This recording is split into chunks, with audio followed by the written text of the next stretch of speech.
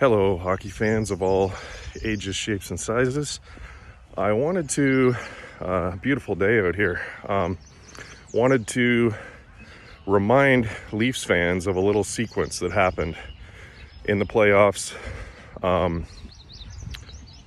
Matthews on the right side, passed it to Morgan Rielly, down to Marner, down to Willie in the corner, and a little pop play or pass off pads off Vazzy's pads, and guess who's in the slot to tie up the game with 1 minute left in the third? That was Ryan O'Reilly. And what happens if Tampa Bay just wins that game? They don't tie it up. I believe Morgan Rielly scored with the shot from the point in overtime. What happens if Tampa Bay goes up 2-1 in that series? They already split at home, which is generally a bad sign. You want to, like Vegas did right now, you want to take advantage of your two home ice. And like Cassidy rightfully said, we haven't won anything yet. It could be 2-2 after it comes back from Dallas. Who knows, right? Vegas looks really good right now. But yeah, like I wanted to remind everybody of that little sequence. And you talk about the importance of slot shots in the playoffs, guys that are willing to get to the gritty areas. And from the stats, unbiased, you know, Ryan O'Reilly and John Tavares, those are the kind of guys that are in the middle. Willie can shoot from a little bit on the perimeter because he has such a lethal shot. But I felt like it was important with all the decisions to make for the Leafs, new GM coming in, and Shanahan right now, that little sequence. Now, if I look at the reactions of the fans, etc., I would say it's the opposite of what you would do. So I'm hearing tons of fan chatter around, yeah, Ryan O'Reilly's gone. And then if you work your way backwards, Willie Nylander with the pass-off pads, he was the first assist. I'm hearing stuff out of Colorado because of Gabe Landeskog surgery. They're going to have a huge cap void there. I'm hearing stuff on Marner from a lot of like very critical insiders. They have access to information that I don't. Nice thing about being on the outside is I can be unbiased. I like the Leafs, love the Sharks, so I'm going to be a little more biased towards them. But I don't have to account to, other things that these guys have to account to. These are also human beings. Their lives, their families, with contracts, things like that, that I can talk about that doesn't really matter to me, honestly. So with the importance of the players in reverse order, it's like from the fans' perspective, I think I know it's so unpopular, but the very last person to touch Matthews was on the ice. He was on the other side. So, yeah, he had an impact in that. And Morgan Rielly is not on the stat sheet, but he passed it down to Marner on the wall. So, yeah, it's like Willie first assist, O'Reilly with the goal, and Marner with the assist, the second assist. So, and I would say that in my opinion, okay, I'll just say this first, and then I'll give a possible resolution if you want to run it back, as they say. I know run it back is so unpopular. I think, so you could deal Matthews potentially for a huge haul. Maybe a team might not give a big haul because, and that would be devastating from, the Leafs GM or whoever pulled the trigger on that trade, right? It looks really bad.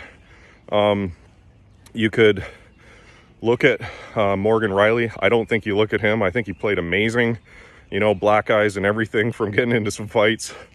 That shows dedication.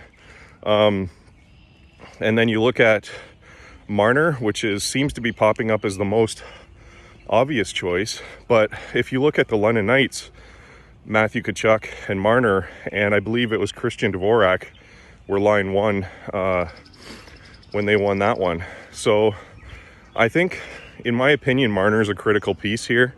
And that's why I think he would fetch probably the most, even more than Matthews, because of the dicey Arizona situation, the 1 year versus 2 years kind of thing. So I think that if you really look at it objectively, I think that Marner is your best bargaining chip.